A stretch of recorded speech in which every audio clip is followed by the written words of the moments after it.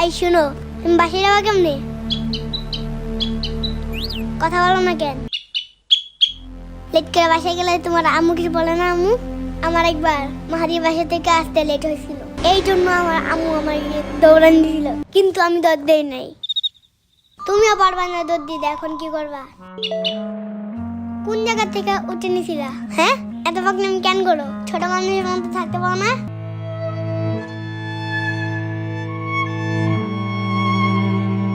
তোমারে নিয়ে বাসায় রাখতে পারবো না, কারণ আমার আম্মু।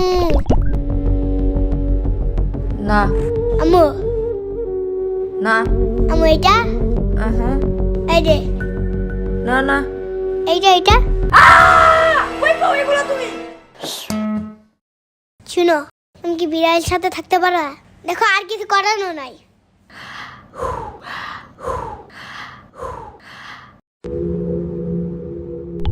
মামা, না না,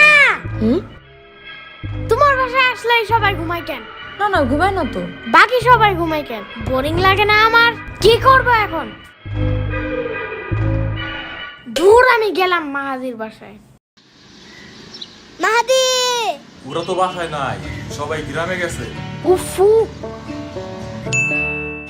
আরে এটা কই পাইছো?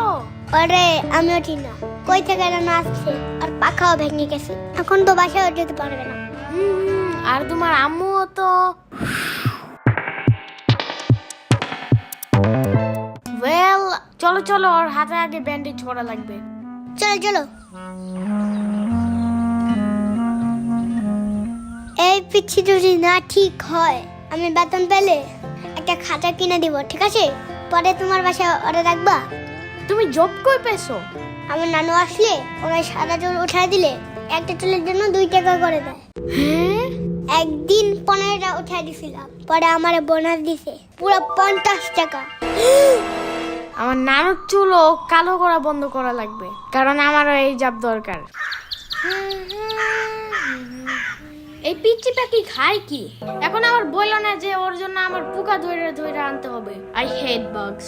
আরে না না না, আমার বাসায় অনেক তেলা পোকা আছে, ওইগুলা তোমাকে আইনা দেব, ঠিক আছে? কোনো সমস্যা নাই।